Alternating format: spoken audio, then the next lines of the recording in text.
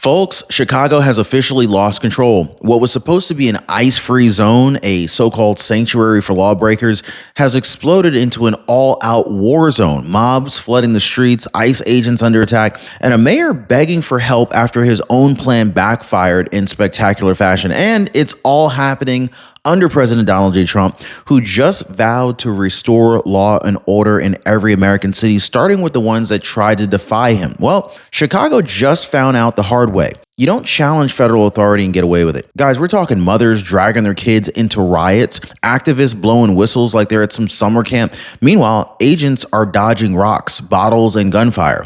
Border Patrol, they had to call for backup. Marines are on standby, and Mayor Brandon Johnson of Chicago, he's pleading for peace after lighting the fuse himself. This isn't about immigration anymore. This is about control. Who runs America, the law-abiding citizens, or the mob that hates them?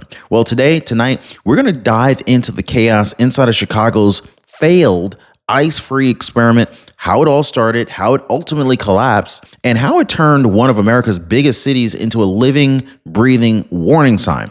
Because make no mistake, this isn't just a Chicago problem. This is what happens when woke politicians pick a fight with law enforcement and the Trump administration is forced to fight back. Hit the like button and subscribe. Ladies and gentlemen, it all started with one of the boldest and dumbest, stupidest moves ever made by a city mayor. Brandon Johnson, you may have heard of him. Anybody ever heard of Brandon Johnson? Drop a BJ in the comments if you heard of Brandon Johnson. This is the man who ended up turning Chicago into this massive social experiment, signed this executive order declaring massive parts of his city off limits to federal immigration enforcement, also known as ICE. Schools, parks, even public libraries, all labeled ICE-free zones. He claimed it was about protecting the dignity of Chicagoans, but let's just go ahead and call it what it is. A political stunt to defy President Trump's immigration crackdown. And under Trump, law enforcement is back in full force. In fact, ICE isn't operating in the shadows anymore. They came out. They're taking fugitives, gang members, and human traffickers off our streets every single day.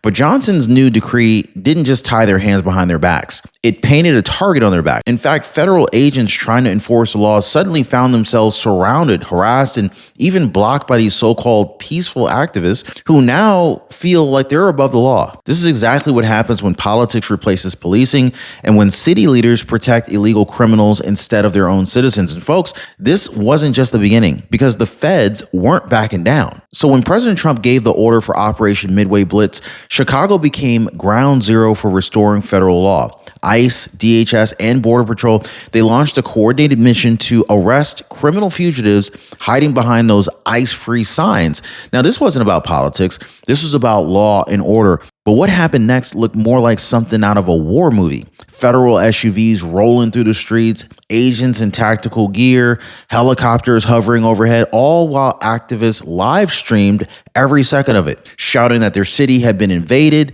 The truth, though, Chicago wasn't invaded. It was liberated from chaos. But of course, Mayor Brandon Johnson's city government didn't see it that way. Instead of cooperating, they resisted. They blocked ICE facilities, delayed warrants, threatened to sue federal agencies for doing their jobs. Look, the tension exploded real fast. The more Trump's task force tried to enforce immigration law, the more Brandon Johnson doubled down on his defiance. And that's when protesters took to the streets. The so-called ICE-free zone, this turned into a frontline battlefield. And you got to see how bad it got, how mobs clashed head on with armed federal agents. It was crazy. Now, real confidence comes from knowing and not guessing.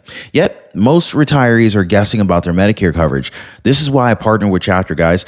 They review your Medicare plan until there's nothing left to question. One of our viewers, she said, Chapter turned my uncertainty into confidence. So let me ask, are you still guessing or are you joining the confident majority? Now, most people, they're already dialing that phone number at the bottom of your screen right there, or they're visiting askchapter.org/Ron. Phone number again is 909-563-8279. Oh, and listen to what one of our viewers said about her experience. So Sheila Cuts, 4198 said, Chapter saved me $800 a month and gave me things I desperately needed. So when you stop guessing and you start knowing, you win. And this is exactly what Chapter helps you do. Now, this is where everything spiraled out of control. Video after video showed mobs swarming ICE vehicles, pounding on hoods, yanking car doors open, even trying to pull fugitives out of custody. I mean, you had mothers dragging their children right into the chaos, screaming at armed agents like this was some kind of a game. But this wasn't a protest. This was a riot. This was a riot, plain and simple. Outside of a Sam's Club parking lot, an 18-year-old and her teenage sister attacked an ICE agent as he tried to secure a suspect. One of them shoved his car door, the other one tried to block his path. The situation turned violent and physical real fast. In fact, tear gas was deployed in Little Village and several agitators went down in handcuffs. But here's the real kicker, guys. The media didn't show any of that. They aired the headlines like "Mother arrested for protecting ICE." No context, no chaos, no violence, just another victim of law enforcement. And meanwhile, the agents being assaulted, ignored, demonized. This is how upside down that this has become. Criminals get sympathy and officers get spit on. So while Chicago was burning down to the ground, Mayor Brandon Johnson, he was melting down. The same man who told the world that his city would be a model of compassion suddenly found himself presiding over total anarchy. His ICE-free policy didn't stop the raids. It only fueled resistance. Federal agents just kept coming. Protesters kept rioting. Businesses started boarding up their windows again. And behind the scenes reports say Johnson was furious, calling emergency meetings, pleading for restraint, and even blaming President Trump for provoking violence. Y'all let me know, did President Trump provoke the violence or did he try to save the city? Drop a save the city down below if you think Trump tried to save the city. Drop a provoking violence if you agree with Brandon Johnson that you think he was provoking violence. But think about that for a second, okay? The mayor of Chicago blames the president of the United States, number 47, for enforcing federal law. That's not leadership. That is cowardice. So even the White House issued a statement saying that Chicago's policies shield violent criminal illegals and abandon law-abiding citizens. And they were right about that. In fact, the sanctuary strategy collapsed. Brandon Johnson's own police department was being attacked by the very mobs he refused to condemn. I mean, you could see it in his face. It was just panic. It was total panic. His progressive experiment had detonated in real time in his face, and there was no walking it back. And yet, just when it couldn't get any worse, the whistle war began. And so when you think it couldn't get any more absurd and ridiculous, it did. Activists in Chicago started handing out these plastic whistles to residents, literally training people how to blow them when ICE was nearby. You can't even make this stuff up, guys. They called it community defense, but it quickly turned into organized chaos. So every time an ICE vehicle appeared, a dozen whistles would start blaring like air raid sirens. It was so loud and obnoxious. Crowds poured into the streets, filming agents, blocking exits, shouting, "Do you have a warrant?" This wasn't organic. This was clearly orchestrated. Videos showed these protesters tracking enforcement operations in real time, even following agents back to their cars. Some even used the whistles to signal when ICE left an area so illegal fugitives could safely move again. You can't even make this stuff up, guys. And yet the same local officials who condemned vigilantism suddenly defended this whistle brigade as free speech. The message is clear. Interfere with federal law all you want. Just call it activism. But the game didn't last very long because after a week of whistles, roadblocks, and harassment, federal forces changed the rules. The Trump administration was about to respond, and it wasn't going to be subtle. So by the time President Trump was briefed on what was happening in Chicago, patience had clearly run out. The reports were very ugly. Agents were under attack, ICE offices vandalized, and federal property damaged. So when Trump authorized a surge of DHS tactical teams and federal reinforcements, the media called it an occupation. But to most Americans, it just looked like order was finally being restored. Border Patrol and ICE began moving in formation. Streets that had been mob territory hours earlier were suddenly surrounded by armored vehicles. Rumors spread that Marines were assisting logistics, fueling the image of federal power slamming down on lawless streets. Protesters scattered, the whistles stopped, and even the boldest activists realized that they had gone too far. The mayor's office condemned the show of force, but to many citizens that were watching from their windows, it was a moment of relief. For the first time in weeks, law enforcement wasn't on the defensive. Chicago wasn't a sanctuary anymore. This was a battlefield reclaimed. And as the dust settled, one truth became obvious. When you declare war on law enforcement eventually declares war back. So for everyday Chicagoans, this wasn't politics anymore. This was survival. In fact, families just trying to take their kids to school found streets that were blocked by protesters. Grocery store parking lots were turned into these confrontation zones. I mean, even lifelong residents started saying the same thing. we don't even recognize our city anymore. One resident in Little Village described watching agents pinned in by cars as crowds screamed at them. Another one said that their children were terrified by the sound of the tear gas canisters exploding near their window. So when law enforcement can't safely operate, chaos doesn't just touch criminals, it swallows the entire neighborhoods. And yet, the irony, the very same people that these mobs claim to be defending, the immigrant community, they were the ones that were suffering the most. Businesses closed early, deliveries stopped, tensions between neighbors skyrocketed. The city's so-called compassion created fear, not safety. This is what happens when elected leaders trade the rule of law for social media approval. The federal agents were trying to restore order, but the people stuck in the middle were the ones that were paying the price. Chicagoans were trapped, not by ICE, but by ideology.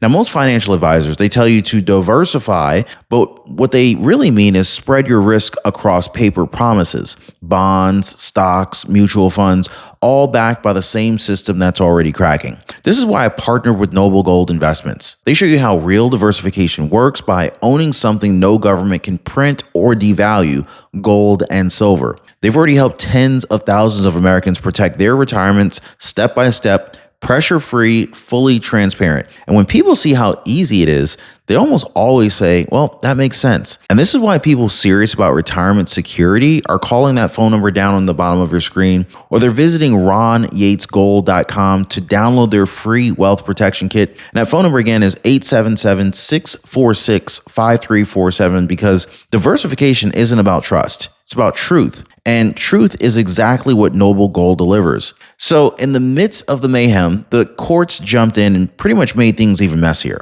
So a federal judge in Chicago issued a sudden order. ICE agents must wear body cameras and restrict their use of tear gas, pepper spray, and crowd control weapons. The timing could not have been any worse. Agents were being attacked. They were being pelted with debris and swarmed by mobs, yet now they had to think twice before defending themselves. Now, one Border Patrol commander called the ruling a green light for chaos. The footage mandate slowed operations, and officers hesitated in situations where seconds matter. And so this was clearly political theater disguised as oversight. Local politicians celebrated the ruling as a victory for accountability. Meanwhile, federal officers, they saw it as basically a handcuff on justice. Meanwhile, gang activity spiked in the same areas where agents had been forced to retreat. Chicago's courtroom intervention turned a crisis into a constitutional circus. And of course, once again, the losers were the people, the law-abiding citizens who just wanted peace.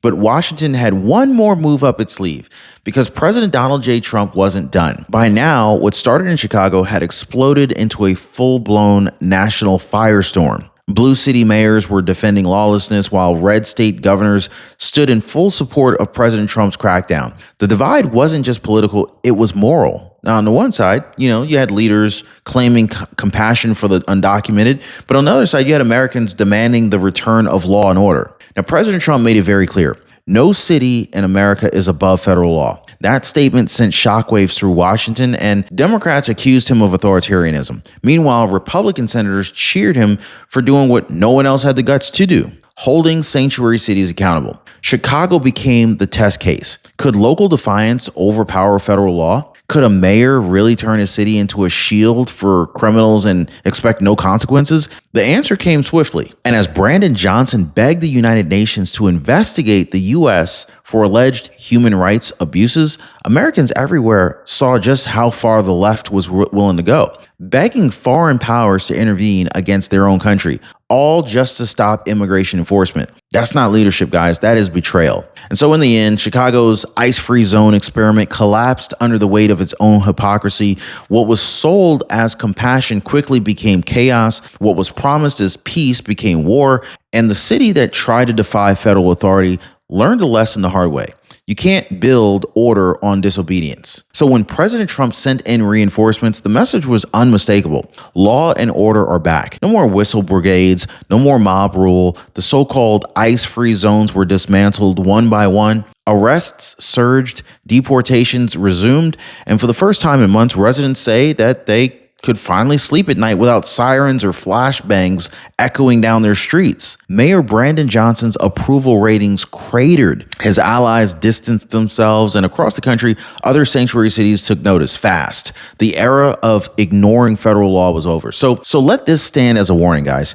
You can't fight the law, the Constitution, or the will of the people. Chicago tried and it lost. And now, with President Trump leading the front once again, America's remembering what strength looks like. Like, subscribe, and share. We'll see you next time.